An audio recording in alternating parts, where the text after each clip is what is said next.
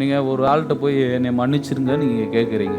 ஒரு உதாரணத்துக்கு அவங்க உங்களை மன்னிச்சிட்டேன், இனிமேல் நீங்கள் என்ன பண்ணக்கூடாது, இப்படியெல்லாம் செய்யக்கூடாதுன்னு சொல்கிறாங்க. நீங்கள் மறுபடியும் அதை செஞ்சுட்டு போய் மன்னிச்சிருங்க அப்படின்றீங்க.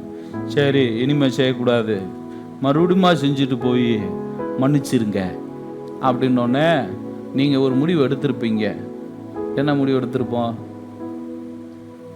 நீ மன்னிப்பை கேட்கணும்னு அவசியமே இல்லை, மொத்தமா செஞ்சுட்டு வா. சொல்லுமா சொல்ல மாட்டோமா? எதுக்கு டெய்லி நீ கேட்டுக்கிட்டு இருக்க? ஒரு 4 வருஷம் கழிச்சு வா, மொத்தமா உன்னை என்ன பண்ணிடுறேன். இதுதான் ஜனங்களுடைய மனநிலை. பாவத்தை உடம்புறதுக்கு அவங்களுக்கு என்ன இருக்காது, அநியாயத்துக்கு கீழ்ப்படியாதனா அதுக்கு என்ன பண்றாங்க, கீழ்ப்படிவாங்க. ஆனா தப்பிச்சு ஓட வேண்டிய நேரத்துல நம்ம என்ன பண்ணிடணும். அதான் சொன்னார், சோதோம் குமாரா பட்டணத்தை அழிக்க போகும்போது சொல்றாரு, இந்த சமபூமி எங்கோ அது என்ன பூமி பாருங்க, அற்புதமான ஒரு வாழ்க்கை, அருமையான சமமான எந்த விதமான தடை இல்லாம வாழ்கிற ஒரு வாழ்க்கை. அந்த வாழ்க்கையை விட்டுட்டு, அந்த இடத்த விட்டுட்டு ஓடு. இன்னைக்கு ஆண்டவர் உங்களை பார்த்து சொல்றாரு, இந்த சுவாவத்தை விட்டுட்டு இந்த பரிசுத்தத்துக்கு நேரா ஓடு ஓடு. தேவனுடைய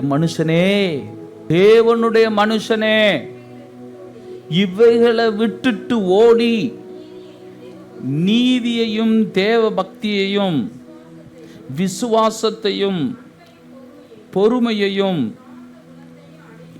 எந்த குணத்தை பார்த்து, இந்த குணத்தை அடையும்படி நாடு. சிலதை விட்டு ஓடு, சிலதை நாடு. எப்படி புரியுதுங்களா?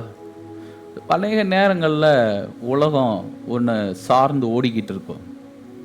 ஆண்டவர் தேவனுடைய மனுஷனே அப்படின்றார். இப்போ உலகத்தின் போக்குல போறவன் தேவனுடைய மனுஷன் கிடையாது, தேவனுடைய மனுஷி கிடையாது. யார் தேவனுடைய மனுஷி அப்படின்னு சொன்னா, நீயோ இவைகளை விட்டுட்டு ஓடு.